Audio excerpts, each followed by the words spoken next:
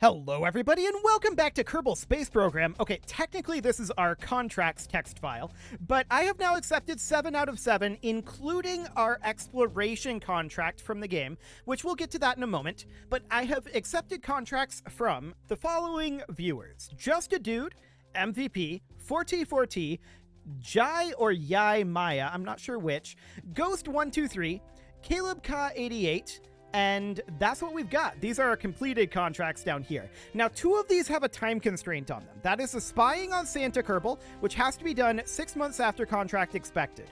Or rather, accepted. And that will expire on year 1, day 184. I have this noted down for when that will expire. There's also this one that has to be done within 1 month, and that will be expiring, the bonus on that will be expiring in 30 days. So that is all just fine.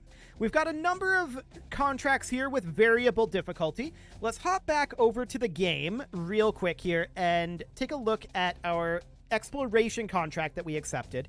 This is to rendezvous in orbit of the moon. It's kind of wild that it's giving us this instead of rendezvousing in orbit of Kerbin, but whatever, that's okay. So what do we want to do first? Well, I think that we need to do our contract that is expiring in 1 month. So that is 4T4T's Kerboli News contract. So we want you to send a probe with a relay dish into orbit around Kerbin for our news network. This probe must support some constraints we wrote down. Okay, so it needs to have a relay dish, generate power, and support an orbit, of course. The craft has to be under 15K budget and use a pug engine. And 150-kilometer circular equatorial orbit. Cool. It has payment constraints here, and we'd get a 30% bonus if we do it within the time period. Looks good. So we can mostly recycle our previous vehicle for that one, I'm pretty sure. Because we do have a relay satellite, but we're going to need the pug engine on it. That's going to make things slightly awkward. So we've got this unmanned moon orbiter here, right? This is 15K, 15508. So we would have to downsize our SRBs ever so slightly. That's fine. I mean, honestly, just dropping the nose cones would almost do it. We have a limit of 15K for our budget for this. Okay, now this is a relay antenna, the high gain antenna. So we do tick that box. That's fantastic. This is, if we go in here, this is the HG20. This is an HG5. We may want to upgrade that. But they're both considered relay antennas. So realistically, we could do that. We're going to have to drop this from being a terrier down to a pug. Now, the major problem with that is we're going to have offset thrust because the pug cannot gimbal to compensate for the fact that we have not entirely even mass distribution here. It's going to be better than it was previously, though, so that's fine. We could consider upgrading the HG5 to an HG20, and for the purposes of this being a, communications satellite, I think that does make sense to upgrade. So that means that we need to drop our price here by about 818, and that's not too bad. We can ditch these aerodynamic nose cones briefly and then ditch the thumpers. The thumpers are definitely overkill. We can downgrade to hammers, and let me just get rid of that. There we go. We can downgrade these to hammers, and this should be more than sufficient in terms of power. We can just drop that down, and then we would, of course, reposition this to be around here instead. We'll just use those to assist our takeoff. And we can thrust limit them down a ways. So they would be thrust limited down to be somewhere around 45% seems pretty decent. Maybe about 40? What would that put us at? 1.59? Yeah, that looks good. Okay, so we would need one additional pair of struts here. This is so short that I think we're not going to have any problems here.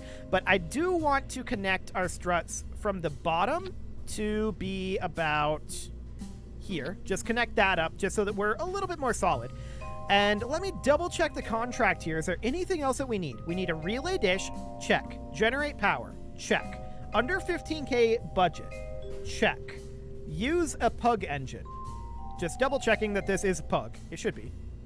Yeah, that's a pug. So check on that front. Fantastic. So now we need a 150-kilometer circular orbit equatorial. Okay. The real question is, how is this pug going to work when we are attempting to target particular directions, right? I don't know. What is the mass of the antenna here in comparison? 0.18 tons, 0.07 tons. So this is a lot heavier. That's kind of a constraint that I'm adding. And we have this to help offset the mass of it. And we have a barometer on both sides. That's exciting. We're not supposed to have that. We're only supposed to have a barometer on one side. What else can we do to make sure that this mass is more evenly distributed? So if we look at the center of mass overlay, we can see, just using this as the center point, we can see that the mass is this direction. It's going to want to pull that way. If we had a Terrier engine, that would not be a problem. What other options would we have?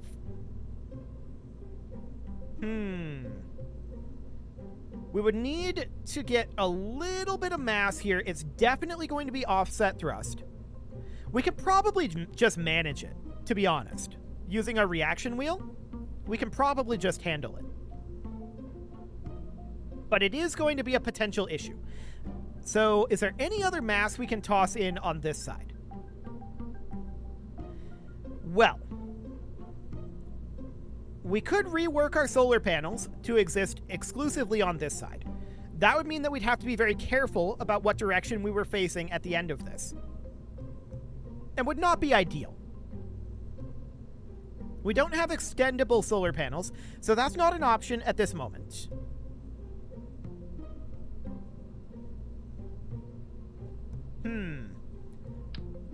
I wonder. This is 13,954. If we ditch the mystery goo and our other science units here, we go up to 4 photovoltaic panels so that this is evenly distributed. And then we just mirror our high gain antenna like that. I mean, that would solve the weight distribution problem. We can toss in a too hot thermometer just for purposes of being able to get a quick science reading if contracts demand it. But, I mean, this way at least we have a backup antenna in case something happens to the first one. I guess that works. So we can call this the, let's see here, the Kerbal News Satellite. Okay. So, Kerbal News Satellite. Nope, only one T. Satellite. Cool. So it would be something along the lines of this. This is a modified version of our unmanned craft that we've been doing, but that will satisfy all elements of the contract. Now we need to get it to a 150-kilometer orbit.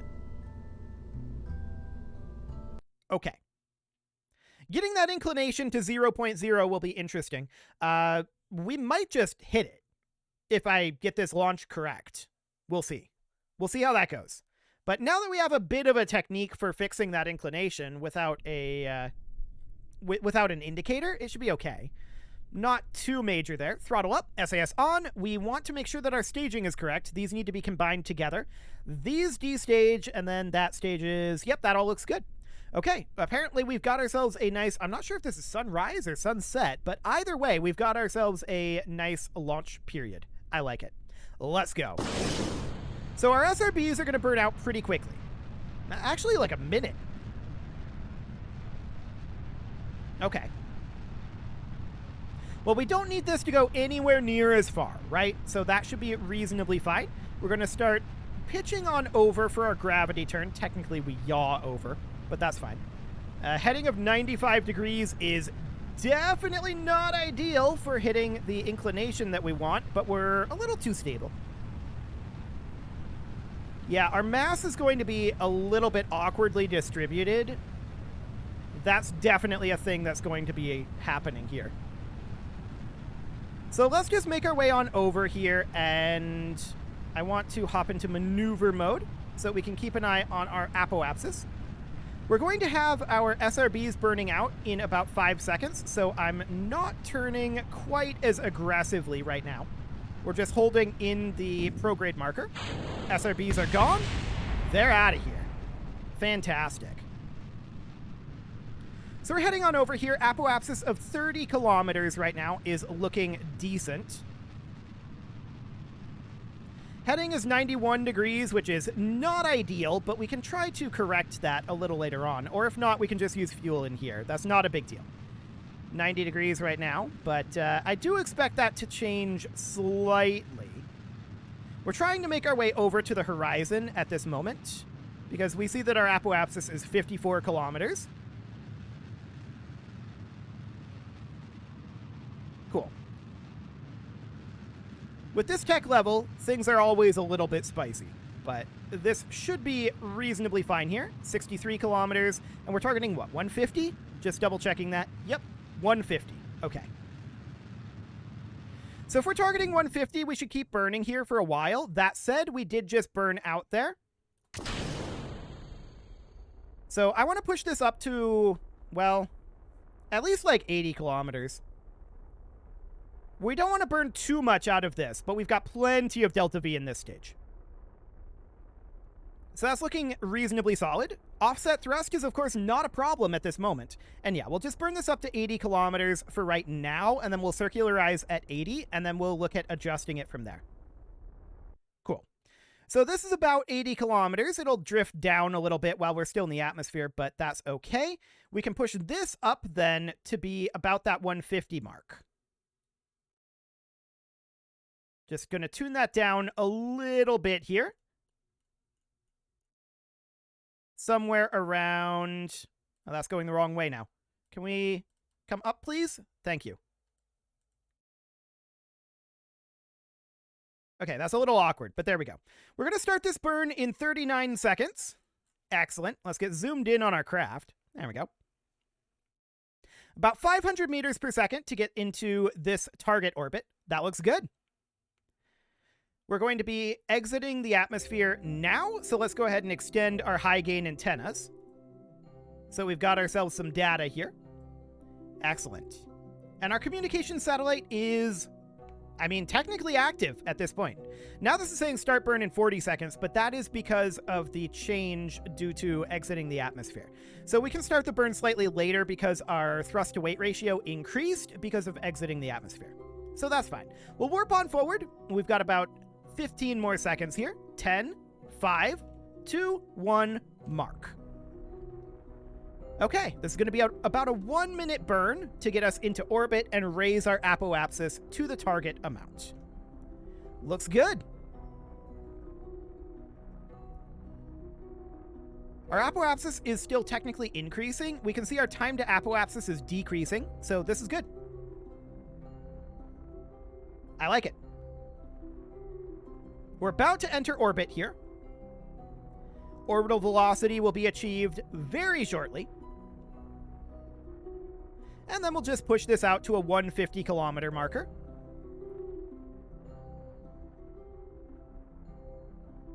Cool. We are entering orbital mode now. And the apoapsis is pushing on out here. And how's that? We overshot slightly. We could flip around to retrograde and try to fix it a bit. And that's exactly what I'm going to do. I want to get this down to very close to being 150. We'll just do a small corrective burn there. That's close enough. And once we reach here, we will then get ourselves moved on out like so. Just circularizing it. There, that should do. Yep. Fantastic. Now, how did we do on the inclination? 0.8 degrees. That will need to be changed. Okay. Let's get into position for our circularization burn here. About 10 minutes until that. We've got plenty of delta V in this thing. No worries about that one. Okay, about 1 minute until this burn. We'll warp forward a little bit further. 30 seconds. 20. 10. And 3, 2, 1, mark. Okay, just changing our heading ever so slightly here. Since we were ever so slightly off on that. Cool, that's really close there. We don't have the inclination at this point. So, we need to figure out where are we going for that. So not that way. I can tell you that. 0.4, 0.3, 0.2. We're going to have to find out the correct timing for that, which is around here. Oh, there it was. 0.0. Okay, what does that actually do to our apoapsis periapsis? They're still close enough. I would count that. In the correct kilometer seems good to me. So, let's do it. Let's head on around, and let's get ourselves in position here.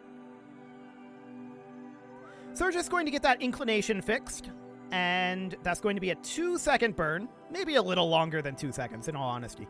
We'll see. I'm probably going to tune down the actual thrust here. Let's thrust limit this down to like 3%. Okay, that's like a 1-minute burn. Maybe not that bad. Down to like 40%. 6 seconds? Maybe like 10%? 27 seconds. That seems okay. So we'll warp forward a little bit here. And we'll commence this burn shortly. 2, 1, mark. There we go. We're slightly off in terms of our positioning. Yeah, that should do it. And about 15 seconds left on this very, very small burn. We can see we burned off about half of that inclination. Fixing our heading ever so gently there. 0.1 and 0.0. Okay, so that's 0.0 inclination. 150, 150. I like it. That'll do.